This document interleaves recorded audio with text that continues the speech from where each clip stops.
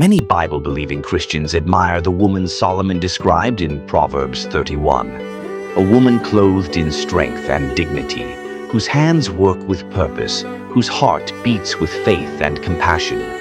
She rises early, providing for her home. She speaks with wisdom, and her kindness leaves no wound behind. Her value is far above rubies, for she is not defined by beauty or wealth, but by the quiet power of her devotion. She is trusted, generous, and strong, a pillar in her household, a light in her community, and above all, a woman who fears the Lord. But today, let me tell you about another woman, one whose name is rarely mentioned, yet whose faithfulness shines just as bright.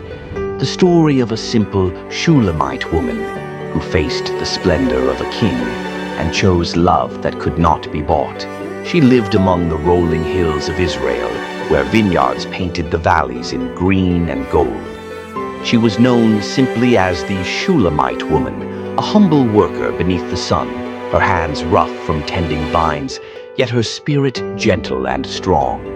Each morning, as dawn broke over the hills, she worked faithfully, singing softly to herself.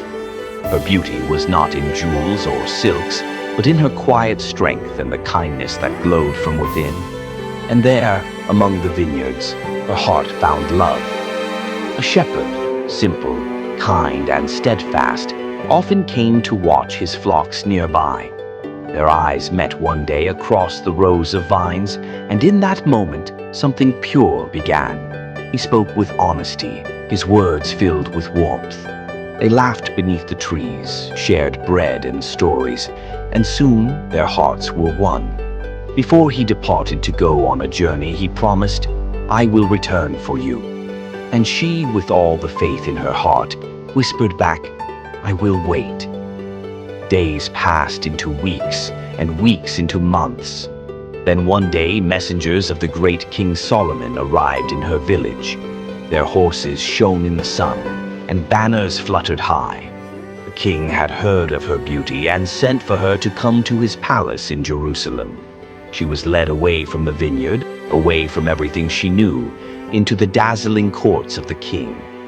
Gold, cedar, and marble surrounded her. The fragrance of incense filled the air, and music echoed through the halls. King Solomon himself looked upon her and admired her beauty. He offered her fine garments, jewels, and a place among his queens. Around her, young maidens smiled and whispered, "Say yes to the king." What more could any woman desire? He can give you everything. But the Shulamite's eyes did not rest on the gold or the marble. Her heart was elsewhere. With quiet strength she answered, "I am dark but lovely, for the sun has kissed me. Do not look down on me because I am humble. My heart belongs to another." Though the palace sparkled and the voices around her urged her to stay, she could not be moved. No promise of comfort could replace the love that waited for her in the hills. And so, with courage and grace, she turned away from the king's offer. She chose faithfulness over favor, devotion over desire.